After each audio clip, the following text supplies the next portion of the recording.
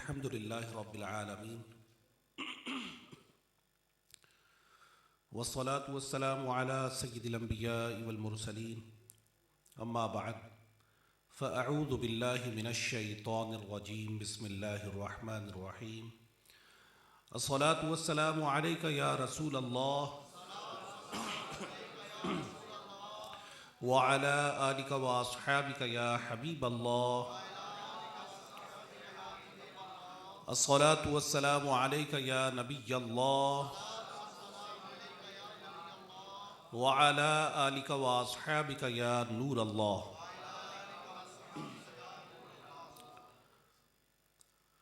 رسول محتشم شاہ بنی آدم نور مجسم صلی اللہ تعالی علیہ وآلہ وسلم کی ذات اقدس پر ہدیہ درود و سلام پیش کرنے کے بہت سے فضائل و برکات کتب احادیث میں بیان کیے جاتے ہیں۔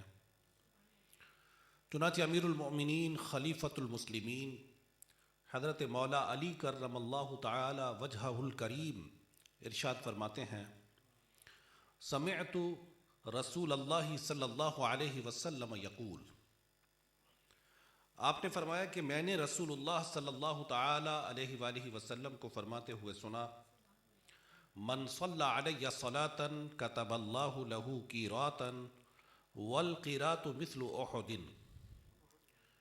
کہ جس شخص نے میری ذات پر درود پڑھا اللہ رب العزت اسے ایک قیراط اجر عطا فرماتا ہے۔ پھر فرمایا قیراط احد پہاڑ کے برابر ہے۔ اتنا بڑا ذخیرہ اس بندے کے لیے درود و سلام کی برکت سے کر دیا جاتا ہے۔ حضرت عبداللہ بن مسعود رضی اللہ تعالیٰ عنہ فرماتے ہیں، قال رسول اللہ صلی اللہ علیہ وآلہ وسلم، اولی الناس بی یوم القیامت اکثرهم علی صلاۃ، فرمایا کہ رسول اللہ صلی اللہ علیہ وآلہ وسلم نے ارشاد فرمایا کہ لوگوں میں سے قیامت کے دن میرے سب سے زیادہ قریب وہ ہوگا جو میری ذات پر کثرت سے درود پڑھتا ہوگا۔ امیر المؤمنین خلیفۃ المسلمین حضرت سیدنا ابو بکر صدیق رضی اللہ تعالیٰ عنہ فرماتے ہیں، سمعت رسول اللہ صلی اللہ علیہ وسلم یقول، من صلی علی کنت شفیعہ یوم القیامہ۔ آپ فرماتے ہیں کہ میں نے رسول اللہ صلی اللہ علیہ وآلہ وسلم کو فرماتے ہوئے سنا کہ جس شخص نے میری ذات پر درود پڑھا کنت شفیعہ یوم القیامہ، میں قیامت کے دن اس کی شفاعت کروں گا۔ حافظ ذکی الدین عبدالعظیم منذری رحمۃ اللہ تعالیٰ علیہ، امام منذری ہیں، بہت بڑے اپنے دور کے محدث گزرے ہیں۔ آپ کی بہت ہی مشہور کتاب ہے ایک حدیث کی کتاب الترغیب والترہیب۔ آپ نے اپنی کتاب الترغیب والترہیب میں، اور امام طبرانی رحمۃ اللہ تعالیٰ علیہ نے اپنی کتاب معجم الاوسط میں، اور حافظ شمس الدین محمد بن عبد الرحمن سخاوی رحمۃ اللہ تعالیٰ علیہ نے اپنی کتاب القول البدیع میں اس حدیث کو نقل کیا کہ رسول پاک صلی اللہ علیہ وآلہ وسلم نے فرمایا، من صلی علی فی یوم الف مرۃ لم یمت حتی یری مقعدہ من الجنہ، کہ جس شخص نے مجھ پر روزانہ 1000 مرتبہ درود پڑھا وہ اس وقت تک نہ مرے گا جب تک جنت میں اپنا مقام نہ دیکھ لے۔ تو کثرت درود کی عادت ہم سب کو بنانی چاہیے، اور اس عادت کو بنانے کے لیے ایک بہترین طریقہ یہ ہے کہ اپنے پاس کوئی تسبیح رکھیں، کوئی کاؤنٹر رکھیں۔ تو یہ تسبیح یا کاؤنٹر عام طور پر گننے کے لیے نہیں ہوتا، یہ مددگار ہوتا ہے، ایک ریمائنڈر ہوتا ہے، ہمارے کثرت درود میں ہمارے لیے بہت معاون ثابت ہوگا کہ ہم دنیاوی معاملات میں اتنے زیادہ الجھ چکے ہیں کہ پتہ بھی نہیں چلتا اور دن گزر جاتا ہے۔ آپ پوچھیں کسی بوڑھے آدمی سے، وہ آپ کو بتائے گا کہ پتہ بھی نہ چلا، بچپن بھی گزر گیا، جوانی بھی گزر گئی، پتہ نہ چلا۔ تو ہم اپنے معاملات میں اس انداز سے مشغول ہو چکے ہیں کہ شب و روز گزرنے کا پتہ نہیں چلتا۔ تو ہاتھ میں کوئی ریمائنڈر ہو، ہاتھ میں کوئی کاؤنٹر ہو، ہاتھ میں کوئی تسبیح ہو، تو اس کی وجہ سے ہمیں یاد آ جاتا ہے کہ ہم کیا کر رہے تھے۔ کوئی دوست مل جائے، کوئی میسیج آ جائے، کسی کام میں مشغول ہو جائیں، جیسے ہی فارغ ہوں گے تو وہ کاؤنٹر ہمیں یاد دلا دے گا کہ ہم تو درود و سلام پڑھ رہے تھے۔ بعض لوگ یہ کہتے ہیں کہ جب اللہ رب العزت آپ کو بے حساب دیتا ہے تو آپ کو گن کر درود و سلام یا اذکار نہیں کرنے چاہیے۔ بات بہت اچھی ہے، بات واقعی بہت اچھی ہے، لیکن اس بات سے شیطان کئی لوگوں پر اپنا وار کر دیتا ہے کہ نہ تسبیح پکڑے گا ہاتھ میں، نہ کثرت درود کرے گا، نہ ہاتھ میں کاؤنٹر پکڑے گا، نہ زیادہ ذکر کرے گا، اس کو اسی بات میں الجھا دیں۔ کئی ایسے وظائف ہیں کہ جو احادیث طیبہ میں بیان ہوئے اور مخصوص تعداد میں ان کے پڑھنے کے فضائل کا ذکر ہے۔ تسبیح فاطمہ پڑھتے ہیں، نماز کے بعد کتنی مرتبہ سبحان اللہ پڑھتے ہیں؟ 100 مرتبہ کیوں نہیں پڑھ لیتے؟ بتائیں نا، احادیث میں آ گیا۔ اور 33 مرتبہ الحمدللہ، اور 34 مرتبہ اللہ اکبر۔ تو کئی ایسے وظائف ہیں کہ جو مخصوص تعداد میں پڑھنے کے فضائل ہیں۔ امام منذری نے ایک اور حدیث نقل فرمائی اپنی کتاب میں کہ رسول پاک صلی اللہ علیہ وآلہ وسلم نے ارشاد فرمایا، من صلی علیہ عشرا صلی اللہ علیہ میتن، جس نے میری ذات پر 10 مرتبہ درود پڑھا اللہ رب العزت اس پر 100 رحمت نازل فرماتا ہے۔ پھر فرمایا ومن صلی علیہ میتن کتب اللہ بین عینیہ براۃ من النفاق وبراۃ من النار، جس نے 100 مرتبہ میری ذات پر درود پڑھا اللہ رب العزت اس کے ماتھے پر لکھ دیتا ہے کہ یہ منافقت اور دوزخ کی آگ سے آزاد ہے۔ تو 100 مرتبہ بھی گن کر پڑے گا نا۔ ایک حدیث کہ جسے امام سخاوی رحمۃ اللہ تعالی علیہ نے اپنی کتاب القول البدیع میں نقل کیا کہ رسول معظم صلی اللہ علیہ وآلہ وسلم نے فرمایا، من صلی علیہ فی یوم 50 مرۃ صافحتہ یوم القیامہ، کہ جس نے مجھ پر روزانہ 50 مرتبہ درود پڑھنے کو اپنی عادت بنا لیا، قیامت کے دن میں اس سے مصافحہ کروں گا۔ تو فضائل تو علماء نے بڑی بڑی کتابیں لکھی ہیں۔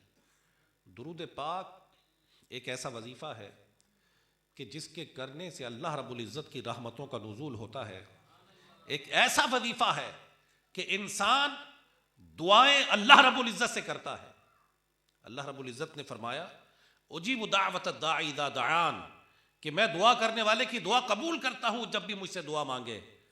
لیکن بے شمار لوگ آپ کو ملیں گے جو کہتے ہیں کہ ہم نے دعائیں مانگی، ہماری دعا قبول نہیں ہو رہی، ہم اولاد مانگتے ہیں اولاد نہیں ملتی، ہم کاروبار میں ترقی کی دعا مانگتے ہیں ترقی نہیں مل رہی، ہم آفات و بلیات سے نجات کی دعا کرتے ہیں نجات نہیں مل رہی، ہم بیماریوں سے شفا یابی کی دعا کرتے ہیں شفا یابی نہیں مل رہی۔ تو جہاں دعائیں قبول نہ ہونے کی دیگر وجوہات ہوتی ہیں، وہاں ایک وجہ وہ بھی ہے جو امیر المؤمنین خلیفۃ المسلمین حضرت عمر بن خطاب رضی اللہ تعالی عنہ نے بیان فرمائی ہے، اور آپ کے اس قول کو امام ترمذی رحمۃ اللہ تعالی علیہ نے جامع ترمذی میں بیان کیا ہے۔ آپ فرماتے ہیں الدعاء موقوف بین السماء والارض لا يصعد منه شيء حتى تصلی علی نبیک صلی اللہ علیہ وآلہ وسلم، کہ دعا زمین و آسمان کے درمیان لٹکی رہتی ہے، اس میں سے کچھ بھی اوپر نہیں جاتا جب تک تو اپنے نبی کی ذات پر درود نہ پڑھ لے۔ تو معلوم ہوا کہ جب تک نبی کریم صلی اللہ علیہ وآلہ وسلم کی ذات پر اپنی دعاؤں میں درود نہ پڑھا جائے، اللہ رب العزت اس دعا کو قبول ہی نہیں فرماتا۔ تو درود ایک اتنا پیارا وظیفہ ہے، اسی لیے علماء فرماتے ہیں۔ ایک اور حدیث اس سے ریلیٹڈ ہے، حضرت فضالہ بن عبید رضی اللہ تعالیٰ عنہ، آپ فرماتے ہیں کہ میں بارگاہ رسالت میں حاضر تھا، ایک شخص آیا، اس نے آ کر نماز پڑھی، اور نماز پڑھنے کے بعد فوراً کہتا ہے اللہم اغفر لی وارحمنی۔ ہم میں سے کئی لوگ ہیں نماز کے بعد کہتے ہیں اللہم انت السلام ومنک السلام تبارکت یا ذا الجلال والاکرام۔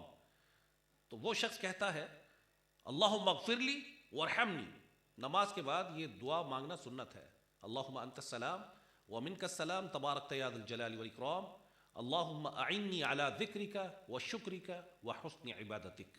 یہ دعا مانگنا نماز کے بعد احادیث سے ثابت ہے۔ تو وہ شخص نماز کے بعد کہتا ہے اللہم اغفر لی وارحمنی، اے اللہ میری مغفرت فرما اور مجھ پر رحم فرما۔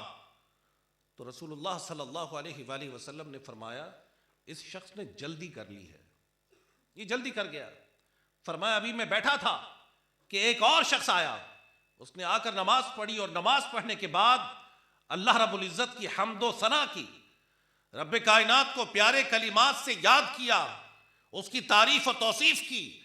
اس کے بعد جب رسول پاک صلی اللہ علیہ وآلہ وسلم کی ذات اقدس پر درود پڑھا تو میرے نبی صلی اللہ علیہ وآلہ وسلم نے فرمایا سل تعطا، سل تعطا، کہ تو سوال کر تجھے عطا کیا جائے گا، تو سوال کر تجھے عطا کیا جائے گا۔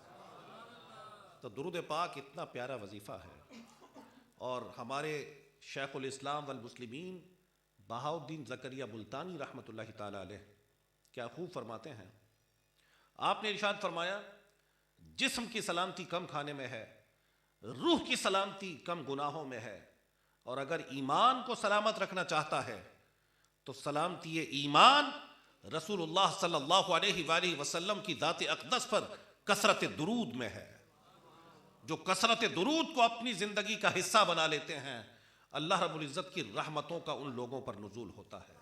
اور درود پاک ایک ایسا وظیفہ ہے کہ علماء نے اپنی کتابوں میں بیان کیا، امام غزالی نے اپنی مکاشفۃ القلوب میں، فقیہ ابو اللیث سمرقندی رحمۃ اللہ تعالی علیہ نے تنبیہ الغافلین میں اس کا ذکر کیا کہ ایک قافلہ کہیں جا رہا تھا، تو اس قافلے میں کوئی گناہ گار تھا۔ واقعہ یہاں سے شروع کیا تھا کہ حضرت سفیان ثوری رحمۃ اللہ تعالی علیہ بہت بڑے اپنے دور کے بزرگ اور محدث گزرے ہیں۔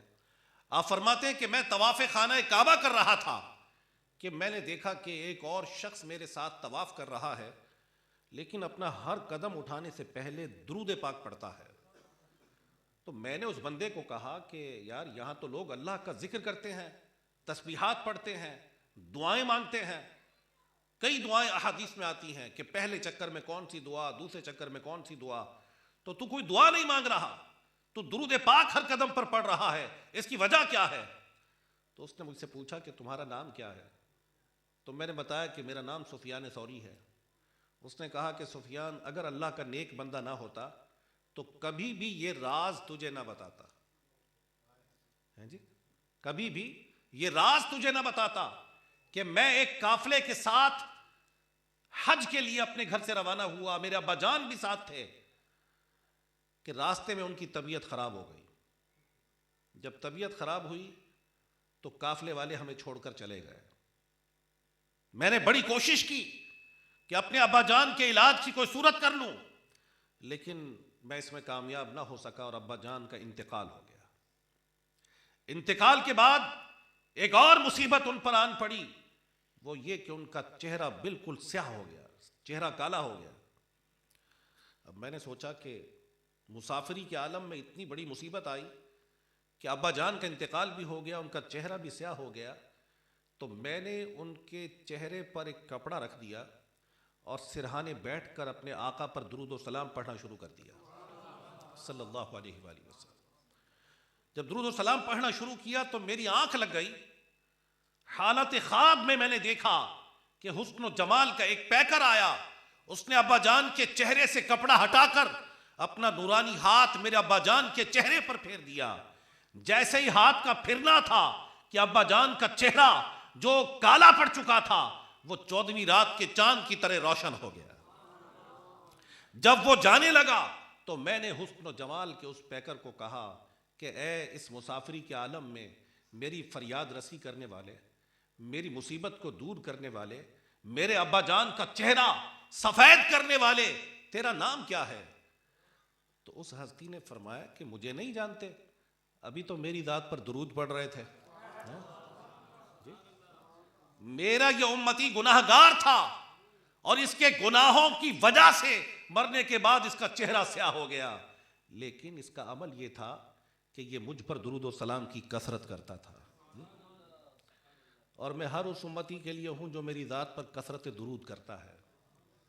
یہ واقعہ کسی عام بندے نے بیان نہیں کیا، یہ واقعہ ایک ایسی ہستی نے بیان کیا کہ جسے اپنے دور کا لوگوں نے مجدد کہا، امام غزالی رحمۃ اللہ تعالی علیہ، جو حضور غوث پاک سے بھی پہلے کے تھے۔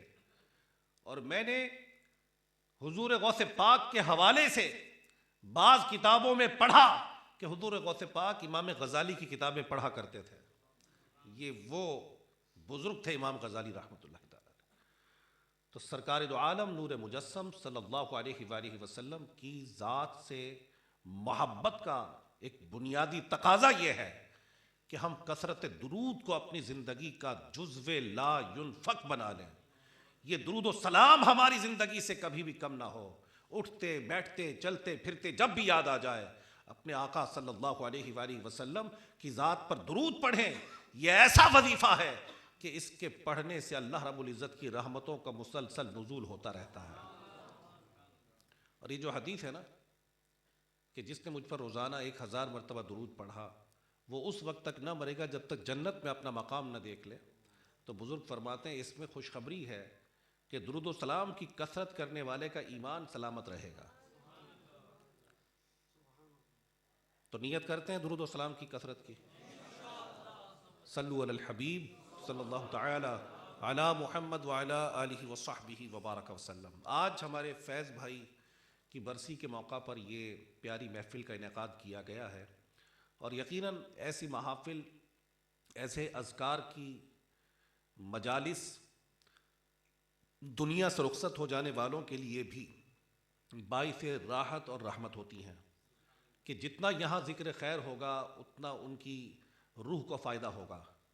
کہ انسان دنیا میں انسان انتظار کرتا ہے بعض عزیزوں دوستوں کے تحفوں کا مختلف خوشی کے مواقع پر، اور جتنا قیمتی تحفہ ہوتا ہے اس سے اتنی زیادہ خوشی ہوتی ہے۔ لیکن جب دنیا سے رخصت ہو جائے تو رخصت ہو جانے کے بعد سب سے قیمتی تحفہ اس بندے کے لیے جو ہوتا ہے وہ مسلمانوں کی اس کے حق میں کی جانے والی دعائے مغفرت ہے۔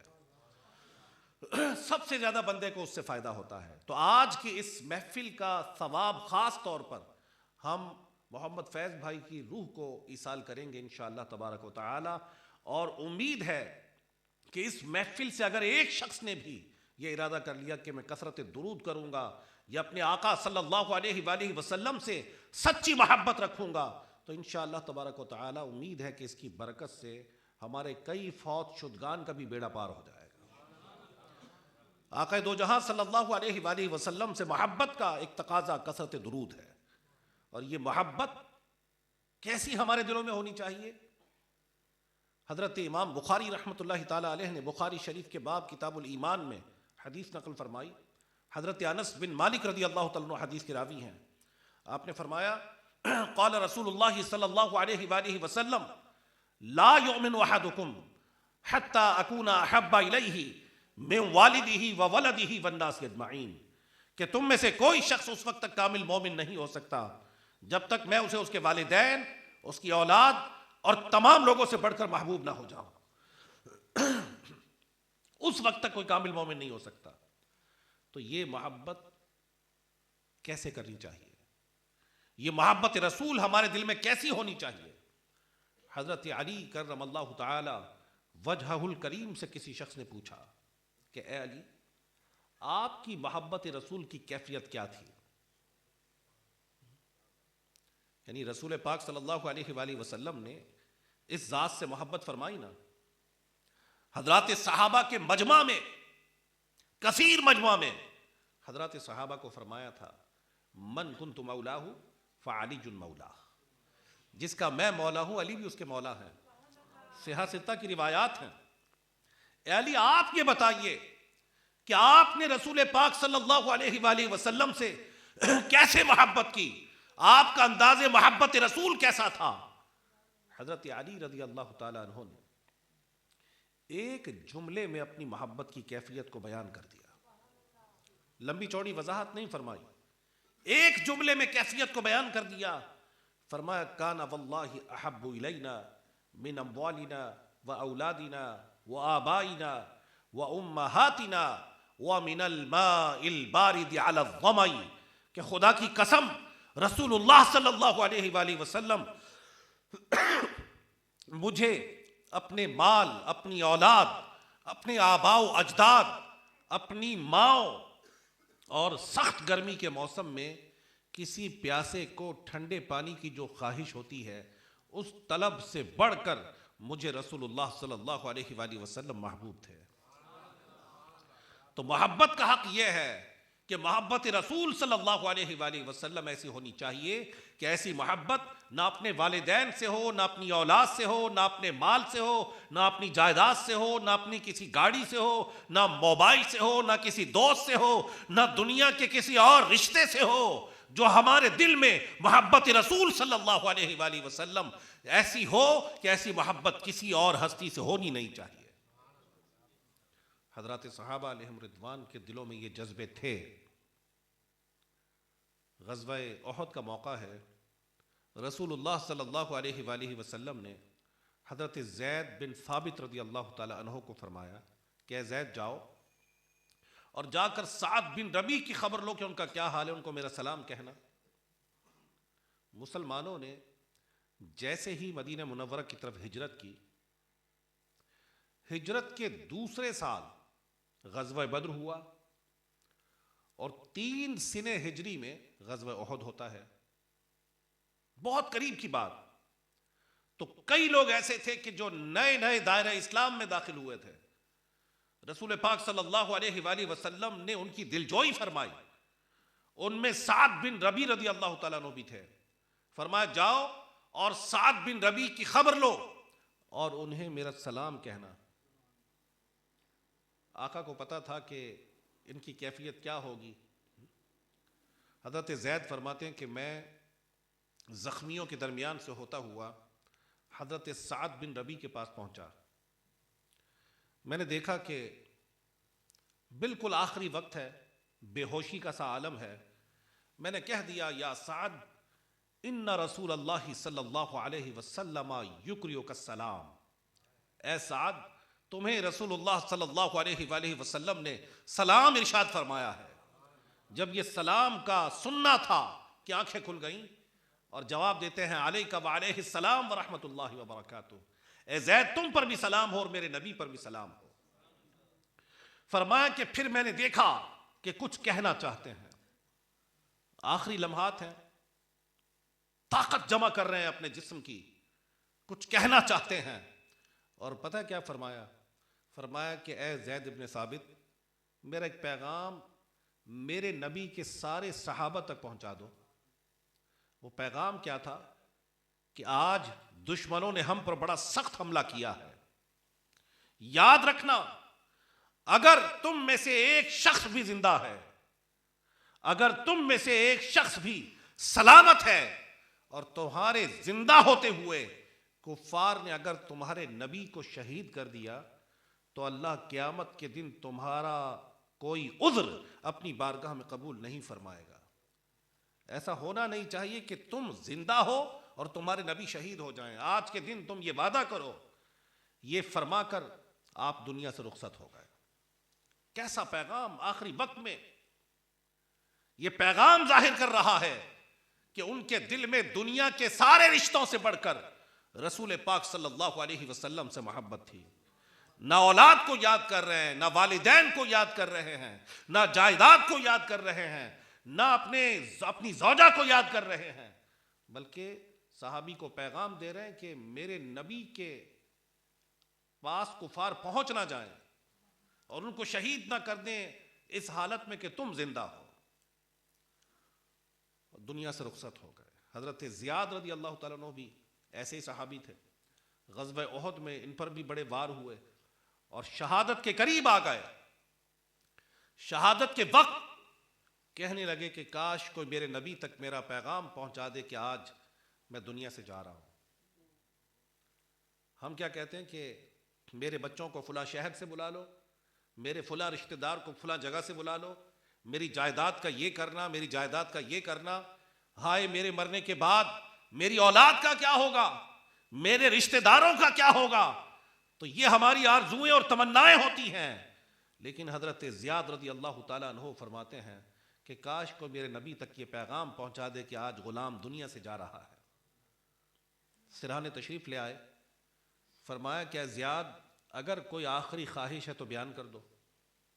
حضرت زیاد نے اپنی ساری قوت کو جمع کیا اور جمع کر کے نبی پاک صلی اللہ علیہ وآلہ وسلم کے مبارک قدموں پر اپنے سر کو رکھ دیا اور سر کو رکھ کر کہا رضیت باللہ ربا وبالاسلام دینا وبمحمد صلی اللہ علیہ وسلم نبیا، کہ میں اللہ کے رب ہونے پر، اسلام کے دین ہونے پر اور محمد صلی اللہ علیہ وآلہ وسلم کے نبی ہونے پر راضی ہوں۔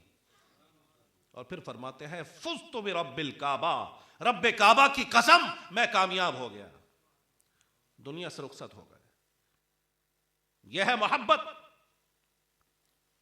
یہ ہے محبت کہ حضرت بلال رضی اللہ تعالیٰ عنہ کو جب انتقال کا وقت قریب آیا تو ان کی زوجہ محترمہ نے رو کر کہا ہائے بڑے غم کی بات، ہائے وحزنا، ہائے بڑے غم کی بات۔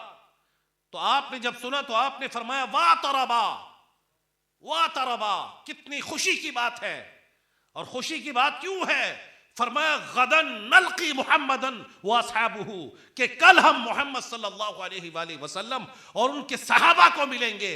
تو بلال کے لیے وہ وقت خوشی کا وقت ہے اور مسرتوں کا وقت ہے کہ دنیا سے یہ چلا جائے تو اپنے آقا کی زیارت اس کو نصیب ہو جائے۔ ایسی محبت کہ ان کی ظاہری حیات میں بھی ان سے محبت اور دنیا سے چلے جانے کے بعد بھی ان سے محبت کا اظہار، یہ ہے محبت۔ محبت کا دعویٰ ہم بھی کرتے ہیں، غلام ہیں، غلام ہیں، رسول کے غلام ہیں، غلامی رسول میں موت بھی قبول ہے۔ یہ عاشق کا نعرہ ہے، یہ نعرہ ہمارے بزرگوں نے ہمیں دیا۔ ایسا ہونا چاہیے عاشق کا انداز، عاشق کا کردار کہ غلامی رسول میں اسے موت قبول ہونی چاہیے۔ لیکن میں ایک بات اس میں ایڈ کرتا ہوں کہ غلامی رسول میں مرنا بڑی سعادت کی بات ہے۔ عاشق کے لیے تو بہت بڑا مقام ہے کہ غلامی رسول میں اسے موت آ جائے، لیکن اس میں یہ بات میں شامل کرتا ہوں کہ غلامی رسول میں موت بھی قبول ہے اور غلامی رسول میں جینا بھی قبول ہے۔ جس نے غلامی رسول میں جینا نہیں سیکھا اس نے غلامی رسول میں مرنا نہیں سیکھا۔ سمجھ آئیے بات؟ سرائے کی سمجھ دے میں یا اردو بھی سمجھ میں دے ہے صحیح؟ غلامی رسول میں جس نے جینا نہیں سیکھا اسے کیا پتا کہ غلامی رسول میں مرنا کیا چیز ہوتی ہے۔ غلامی رسول میں جس نے جینا سیکھ لیا اسے غلامی رسول میں مرنا نصیب ہوتا ہے۔ جسے پتا ہی نہیں ہے کہ غلامی رسول میں جینا کیا ہے وہ کیسے غلامی رسول میں مرے گا، مجھے سمجھ میں نہیں آتی۔ میرے آقا صلی اللہ علیہ وآلہ وسلم نے فرمایا لا یؤمن احدکم حتی یکون ہواہ تبعا لما جئت بہ، کہ تم میں سے کوئی شخص اس وقت تک کامل مومن نہیں ہو سکتا جب تک اس کی خواہشات اس کے مطابق نہ ہو جائے جو میں لے کر آیا ہوں۔ خواہشات اس کے مطابق نہ ہو جائے۔ ہم کہتے ہیں کہ زندگی اپنی خواہش کے مطابق اور موت قبول ہے غلامی رسول، یہ کوئی کانسیپٹ نہیں ہے اچھا۔ حضرات صحابہ کی زندگی غلامی رسول سے بھرپور تھی۔ مسلم شریف کی ایک روایت ہے خواجہ صاحب، رسول پاک صلی اللہ علیہ وآلہ وسلم نے ایک شخص کو دیکھا کہ اپنی انگلی میں اس نے سونے کی انگوٹھی پہنی ہوئی ہے۔ آپ صلی اللہ علیہ وآلہ وسلم ناراض ہوئے، وہ انگوٹھی نکال کر پھینک دی۔ پتا تھا نا اپنے غلاموں کا کہ انہیں غلامی رسول میں جینا بھی قبول ہے۔ انگوٹھی نکال کر پھینک دی اور فرمایا کیا تم میں سے کوئی شخص یہ گوارا کرے گا کہ اپنی انگلی میں آگ کا انگارہ ڈالے؟ فرما کر آگے تشریف لے گئے تو کسی شخص نے کہا، وہ بھی صحابی تھے، کہ یار انگوٹھی کو اٹھا لو، اب اس سے کوئی نفع حاصل کر لو۔ مراد یہ تھی کہ اپنے گھر میں کسی عورت کو پہنا دو یا اسے بیچ دو۔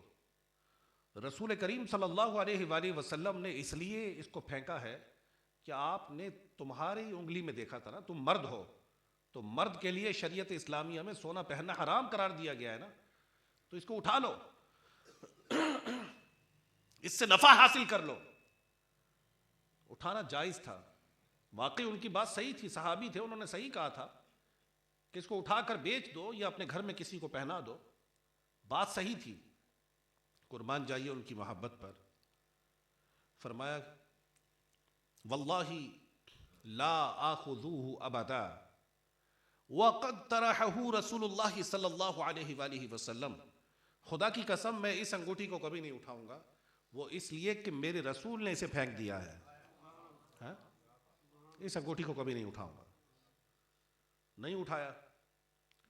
غلامی رسول میں موت بھی قبول ہے. صحیح شادی تھی نہیں بھئی، یہ سونے دی انگوٹھی ہونی چاہیے، نہ کہ فلانا یاقوت ہوے اندے وچ. شادی کریں ہیں نا، کس کس نے انگوٹھی پہنی ہے شادی کے موقع پر سونے کی؟ بتائیں ذرا. میں نے کہا میں کسی ایسے گیدرنگ میں بیان تو نہیں کر رہا کہ جہاں سونے کی انگوٹھی دینے کا رواج نہ ہو. ہیں جی، سونے کی انگوٹھی دیتے ہیں یا نہیں دیتے ہیں؟ ناراض ہی تھی جنہوں کو نہ ملے. تو غلامی رسول میں موت قبول ہے، سونے کی انگوٹھی بھی قبول ہے. یہ کیسی محبت؟ کیا کریں جی، رسم دنیا ہے. یہ بات کہنے سے غلامی رسول کا حق ادا نہیں ہوتا کہ رسم دنیا ہے. یہ کہنے سے جان نہیں چھوٹتی، یہ کہنے سے جان نہیں چھوٹتی. حضرت حذیفہ بن یمان رضی اللہ تعالیٰ الحمدللہ ابھی پچھلے مہینے ان کے دربار کی زیارت کی سعادت ملی. مدائن، عراق کا ایک شہر ہے مدائن، وہاں آپ کا دربار ہے، اور پیچھے آپ کے دربار کے پیچھے کسریٰ کے محل کی بھی کچھ باقیات ہیں. صحابہ کرام کے ایک وفد کے ساتھ حضرت حذیفہ بن یمان رضی اللہ تعالیٰ عنہ دربار کسریٰ میں پہنچے. اس وقت وہ دربار کسریٰ کہاں تھا یہ کوئی کنفرم نہیں ہے. دربار کسریٰ میں پہنچے. اس وقت کی سپر پاور جب دربار میں گفتگو کی تو کھانے کا وقت ہو گیا. یوں سمجھ لیں کہ آج کے دور میں کوئی وائٹ ہاؤس میں چلا جائے اور وہاں جا کر وہاں کے پریزیڈنٹ سے کوئی گفتگو کرے، کوئی پیکٹ کرے، کوئی ٹیبل ٹاک کرے، تو ایسا ڈیلیگیشن تھا، وہ ایسا وفد تھا حضرات صحابہ اور تابعین کا. کھانے کا وقت ہو گیا، تب کھانا کھایا جا رہا ہے. ایک لقمہ حضرت حذیفہ بن یمان کے ہاتھ سے نیچے گر گیا. آپ اسے اٹھانے لگے تو کسی نے ساتھ والے نے کہا کہ حذیفہ یہ کام نہ کرو، ان لوگوں کی روایت کے خلاف ہے، ان کے ٹریڈیشن کے خلاف ہے، یہ جاہل لوگ ہیں، انہیں پتہ نہیں ہے کہ یہ ہمارے نبی کی سنت ہے، ان کے سامنے یہ کام نہ کرو، یہ اس کو اچھا نہیں سمجھتے. تو حضرت حذیفہ بن یمان نے پتہ کیا جواب دیا؟ اترک سنت رسول اللہ صلی اللہ علیہ وسلم لہؤلاء الحمقاء، کہ کیا میں ان احمقوں کی وجہ سے اپنے رسول کی سنت کو چھوڑ دوں؟ میں ایسا نہیں کر سکتا. تو دنیا سے جانے کے بعد پتہ ہے کیا مقام ملا؟ دنیا سے جانے کے بعد کیا مقام ملا؟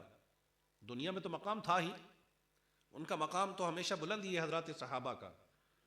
جتنے بھی صحابہ ہیں ان کا مقام بہت بلند ہے کہ حدیث کے مطابق میرے صحابی کا مٹھی بھر جو صدقہ کرنا غیر صحابی کے احد پہاڑ کے برابر سونا صدقہ کرنے سے افضل ہے.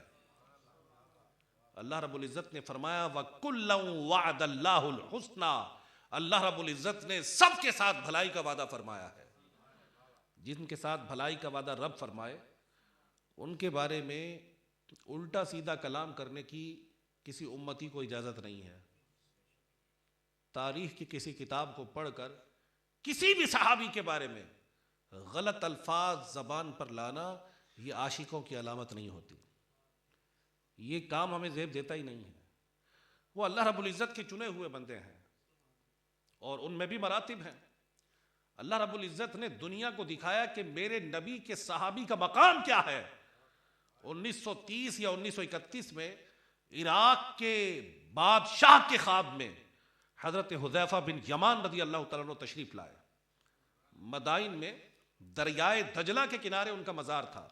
تشریف لائے، فرمایا کہ میرے اور عبداللہ بن جابر کے مزار میں پانی پہنچ رہا ہے تو ہمیں یہاں سے کہیں اور منتقل کر دو. اگلے دن وہ خواب بھول گیا. اگلی رات پھر خواب میں تشریف لے آئے. وہ پھر بھول گیا۔ تیسری رات وہاں کے مفتی اعظم کے خواب میں تشریف لائے، وہ فرمایا کہ ہم بادشاہ کو خواب میں بتا رہے ہیں کہ ہماری قبروں میں پانی آ رہا ہے، لیکن وہ بھول جاتا ہے، اسے جا کر پیغام دو کہ ہمیں یہاں سے کہیں اور منتقل کرے۔ تو مفتی اعظم وزیر اعظم کے پاس گئے اور ان کو بتایا کہ ایسے ایسے معاملہ ہے۔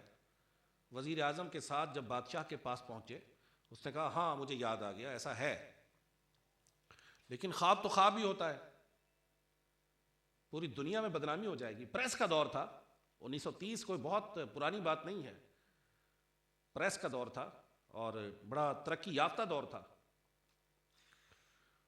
خواب تو خواب ہی ہوتا ہے، اس کی تعبیر پتہ نہیں کیسی ہو، تو سمجھ میں نہیں آتا یہ۔ اگلے دن پھر خواب میں تشریف لے آئے۔ جب خواب میں تشریف لائے تو مفتی اعظم پھر پہنچے ان کے پاس اور کہا کہ وہ ناراض ہو رہے ہیں کہ ہمیں یہاں سے منتقل کرو۔ تو بادشاہ نے کہا کہ آپ فتویٰ دیتے ہیں اس بات کا؟ چلو جی فتویٰ دے دیتے ہیں۔ فتویٰ دے دیا، اعلان ہو گیا کہ عید الاضحیٰ کے دن ان کے مبارک مزارات کو کھولا جائے گا۔ تقریباً 1300 سال ہو گئے تھے اس وقت۔ 1300 سال بعد کسی مزار کو کھولا جائے، ہو سکتا ہے وہ مزار ہو ہی نہ، بہت بڑی بات ہوتی ہے، بہت بڑا چیلنج ہوتا ہے۔ تو جب عید کا دن منتخب ہوا تو لوگوں نے کہا کہ ہماری درخواست ہے کہ یہ حج کے بعد یہ کام کیا جائے تاکہ کئی ممالک سے لوگ آ سکیں، حاجی بھی آ سکیں، کیونکہ بارڈر لگتا ہے وہاں سے۔ اب جناب ایک دن متعین ہوا، تقریباً 5 لاکھ افراد اس مقام پر تشریف لائے۔ جب قبروں کو کھولا گیا تو واقعی قبروں میں پانی پہنچ چکا تھا، اور وہ صحابہ کے جو 1300 – 1350 سال پہلے دنیا سے رخصت ہوئے تھے، ان کے جسم تر و تازہ تھے۔ کئی غیر مسلم دیکھ کر دائرہ اسلام میں داخل ہو گئے۔ یہ اللہ رب العزت نے ان پر کرم کیا، اپنا احسان فرمایا، اور رب کائنات کا یہ وعدہ ہے من عمل صالحا من ذکر او انثی وہو مؤمن فلنحیینہ حیاتا طیبہ۔ صحابہ علیہم رضوان تو جنتی ہیں، لیکن ان کے صدقے میں جو رسول پاک صلی اللہ علیہ وسلم کا امتی اپنے کردار کو اچھا کر لیتا ہے، اپنے عمل کو اچھا کر لیتا ہے، فرمایا من ذکر او انثی، وہ چاہے مرد ہے چاہے عورت ہے، وہو مؤمن، اور وہ مسلمان ہے، فلنحیینہ حیاتا طیبہ، ہم اسے ضرور پاکیزہ زندگی عطا کریں گے۔ ان کے جسم دنیا سے چلے جانے کے بعد لوگوں کو تبلیغ کرتے ہیں۔ کن کے جسم؟ کہ جنہیں غلامی رسول میں جینا قبول ہوتا ہے، جنہیں غلامی رسول میں اپنی زندگی گزارنا قبول ہوتا ہے۔ میرے نبی صلی اللہ علیہ وآلہ وسلم نے فرمایا کل امتی یدخلون الجنہ، میری ساری امت داخل جنت ہوگی، الا من ابا، سوائے اس کے جس نے انکار کر دیا۔ قیل ومن ابا یا رسول اللہ صلی اللہ علیہ وآلہ وسلم، عرض کی گئی یا رسول اللہ انکار کس نے کیا؟ فرمایا من اطاعنی دخل الجنہ ومن عصانی فقد ابا، جس نے میری اطاعت کی وہ داخل جنت ہوا، اور جس نے میری نافرمانی کی اس نے میرا انکار کر دیا۔ تو امتی اپنے راستے کو سنت والا راستہ بنا لے، اپنی زندگی آخرت کی زندگی کے لیے گزارے۔ امیر المؤمنین حضرت عثمان غنی رضی اللہ تعالیٰ عنہ نے فرمایا کہ اے لوگو، تمہارے رب نے تمہیں دنیا میں اس لیے بھیجا ہے تاکہ تم دنیا میں رہ کر آخرت کی تیاری کرو، اس لیے نہیں بھیجا کہ تم دنیا کے ہو کر رہ جاؤ۔ آخرت کی تیاری سنت پر چل کر ہوتی ہے۔ جب کوئی دنیا سے رخصت ہوتا ہے نا ہمارے ہاں، ہم اس کے لواحقین کے پاس جا کر کہتے ہیں ایسا ہی بس کیا کروں، اللہ دی مرضی، جو اللہ دا حکم۔ صرف یہ کہنے سے مسئلہ حل نہیں ہوتا کہ ہم کہتے ہیں جناب سب نے چلے جانا ہے۔ ہمیں یہ ذہن بنانا ہے کہ یہ ہمارے ارد گرد سے دنیا سے چلے جانے والے، یہ بڑے بڑے کڑیل نوجوان، یہ بڑے حسن و جمال کے پیکر، یہ بڑے بڑے تعلیم یافتہ، یہ بڑے بڑے نام و نمود والے، بڑے بڑے جاہ و حشمت کے مالک، بڑے بڑے اپنے دور کے پہلوان، یہ بڑے بڑے کڑیل نوجوان ہمیں یہ پیغام دے رہے ہوتے ہیں کہ اے ہمارے جنازوں کو کندھا دینے والوں، اے ہمیں قبرستان کی طرف لے کر آنے والوں، اے ہمیں منو مٹی تلے دفن کر کے واپس لوٹ جانے والوں، تم اپنی موت سے غافل نہ ہونا، تم یہ نہ سمجھنا کہ بوڑھے ہو کر مریں گے۔ دیکھو ہم جوان دنیا سے چلے گئے، ہمارے فیض بھائی بھی تو جوان تھے نا۔ ایک یہ درس بھی ملتا ہے کہ ان کے جسم، ان کی قبریں ہمیں یہ پیغام دے رہی ہوتی ہیں کہ میں جوانی کے عالم میں چلا گیا، تم بھی جوانی کے عالم میں جا سکتے ہو۔ ہماری امیدیں، ہماری تمنائیں، ہماری توقعات، ہمارا دنیا میں طویل عرصہ گزارنے کا ذہن یہ نہیں ہونا چاہیے۔ اس دنیا میں انسان کے آنے کی ترتیب اگرچہ کوئی اور تھی، وہ ترتیب کیا تھی کہ پہلے دادا دنیا میں آئے، پھر ابا جان دنیا میں آئے، اور پھر بیٹا دنیا میں آیا۔ ایسے ہی ہے نا، پہلے دادا جان دنیا میں آئے، پھر ابا جان آئے، پھر بیٹا دنیا میں آیا۔ جانے کی ترتیب کا کسی کو پتہ نہیں ہوتا۔ فیض بھائی چلے گئے نا، اللہ ان کے والد صاحب کی عمر دراز فرمائے، ان کے بچوں پر ان کا سایہ دراز فرمائے، ان کے گھر والوں پر ان کا سایہ دراز فرمائے۔ اللہ رب العزت ان کی شفقتیں ہمیں طویل عرصے تک عطا فرمائے۔ نیک آدمی ہے، لیکن ان سے پہلے ان کا جوان بیٹا دنیا سے چلا گیا، تو یہ زندگی ہمیں یہ پیغام دے رہی ہوتی ہے کہ ضروری نہیں ہے کہ پہلے بڑی عمر کا آدمی چلا جائے۔ اپنے ارد گرد نگاہ ڈالیں کہ کتنے لوگ ہیں کہ جن کی مختلف تمنائیں، مختلف آرزوئیں تھیں، لیکن موت نے انہیں قبر کی اندھیری وادیوں میں پہنچا دیا۔ اس امتحان کے لیے ہم نے کیا کیا؟ حضرت علی رضی اللہ تعالیٰ عنہ نے فرمایا آج عمل کا دن ہے۔ حضرت مولا علی کیا فرماتے ہیں؟ آج عمل کا دن ہے، حساب کا دن نہیں ہے، اور کل قیامت کا دن حساب کا دن ہوگا، عمل کا دن نہیں ہوگا۔ آج عمل کا وقت ہے، آج جسم میں طاقت ہے، آج جسم میں توانائی ہے۔ ہم یہ سوچتے ہیں کہ ہم اللہ کی عبادت کریں گے، ابھی وقت نہیں آیا، ذرا فلاں کام کر لیں، فلاں کام کر لیں، فلاں کام کر لیں، لیکن اچانک موت کا شکار ہو جاتے ہیں۔ کیا ہم نے اللہ کی عبادت کے لیے وہ وقت چنا ہے کہ جب وضو کرنا چاہے وضو نہ ہو سکے، جب نماز پڑھنا چاہے نماز نہ پڑھ سکے، جب سجدہ کرنا چاہے سجدہ نہ کر سکے، جب طواف خانہ کعبہ کرنا چاہے تو طواف خانہ کعبہ نہ کر سکیں، جب کعبۃ اللہ المشرفہ کی زیارت کرنا چاہیں زیارت نہ ہو سکے، جب قرآن پڑھنا چاہیں تو قرآن دیکھ نہ سکیں؟ یہ عبادت الہی کا وقت ہم نے چنا ہے؟ نہیں۔ جو وقت میری صحت کا ہے، میری سلامتی کا ہے، اس وقت میں تیاری کروں، اور اللہ رب العزت نے اس تیاری کا حکم ہمیں قرآن میں عطا فرمایا ہے۔ رب کائنات نے ارشاد فرمایا یا ایھا الذین آمنوا اتقوا اللہ ولتنظر نفس ما قدمت لغد، اے ایمان والو اللہ سے ڈرو اور تم میں سے ہر شخص دیکھے کہ اس نے کل کے لیے کیا کیا ہے۔ اس کل کے امتحان کی تیاری کا حکم سب کو ہے۔ ارشاد فرمایا افحسبتم انما خلقناکم عبثا وانکم الینا لا ترجعون، تمہارا کیا خیال ہے کہ ہم نے تمہیں بیکار پیدا کر دیا اور کیا تمہیں ہماری طرف لوٹ کر نہیں آنا؟ بتایا جا رہا ہے کہ بیکار پیدا نہیں ہوئے، بلکہ ہماری منزل اللہ رب العزت کی بارگاہ میں حاضر ہونا ہے۔ تو دنیا کے مکانوں سے، دنیا کی جائیدادوں سے، دنیا کے بزنس سے، دنیا کے لوگوں سے، دنیا کے رشتوں سے، محبتوں کا ایسا رشتہ بنانا کہ جو آخرت سے غافل کر دے، ہلاکت کا باعث ہوتا ہے۔ بڑے بڑے بادشاہوں کی زندگیوں کا مطالعہ کریں، ان کی قبروں پر خاک اڑ رہی ہے، کوئی جاننے والا نہیں ہے ان کو۔ جاننے والا کن کا ہوتا ہے بندہ؟ کہ جو اللہ رسول کی محبت کو اپنے دلوں میں رکھ کر زندگی کو گزارتے ہیں۔ واقعات تو بے شمار ہیں، ایک طرف داتا صاحب کو دیکھیں، ایک طرف جہانگیر کے مقبرے کو دیکھیں۔ جہانگیر کے مقبرے پر کوئی بھولا بھٹکا آ بھی جائے تو بس وہ صرف دیکھنے کے لیے آتا ہے کہ ایک ہسٹوریکل پلیس ہے، تاریخی مقام ہے۔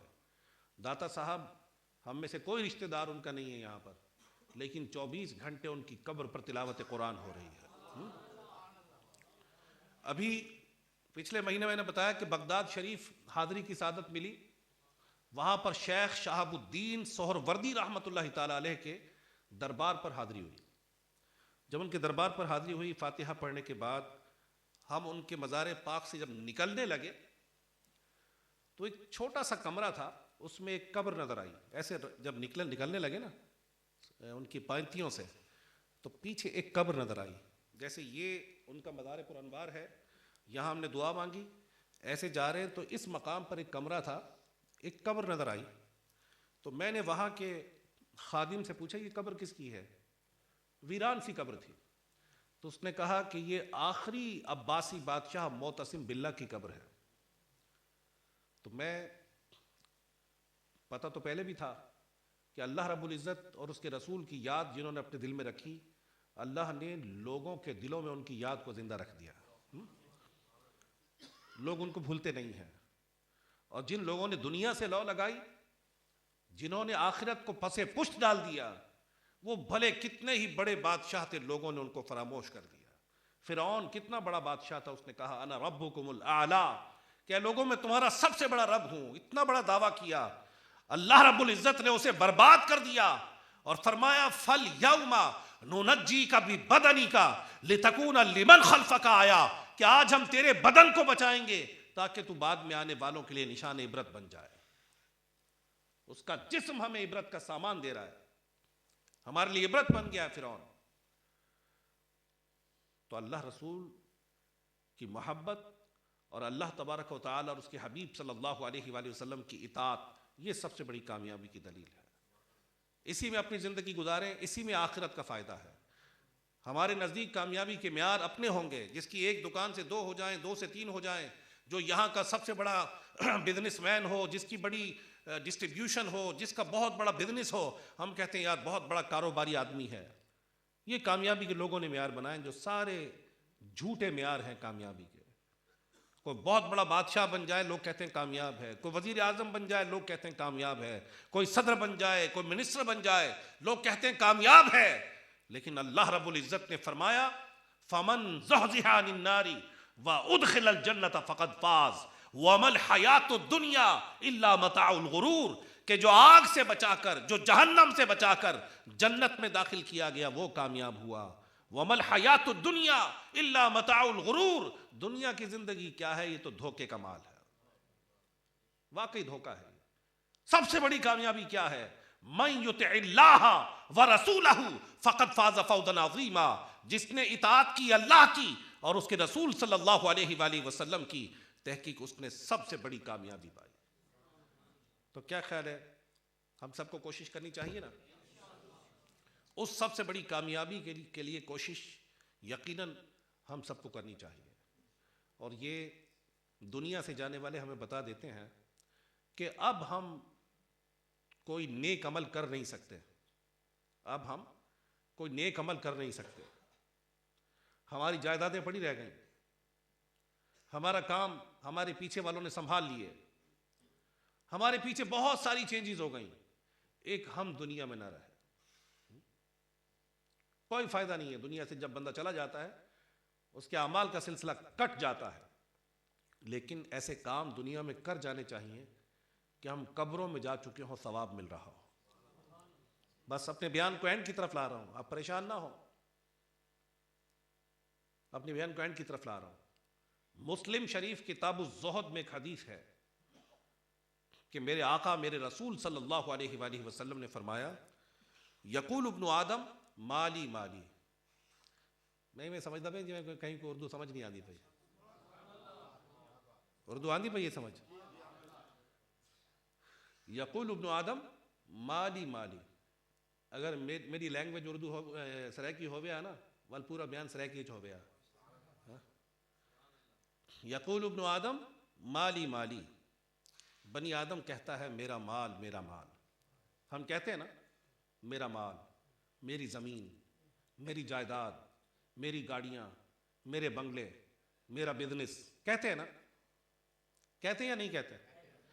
مالی مالی. فرمایا فَإِنَّ مَالَهُ مِن مَالِهِ ثَلَاثٌ. جی خواجہ صاحب، فَإِنَّ مَالَهُ مِن مَالِهِ ثَلَاثٌ، اس کا مال، اس کے مال میں سے صرف 3 چیزیں ہیں جو اس کا مال ہے. ما اکل فافنا، جو اس نے کھا کر فنا کر دیا.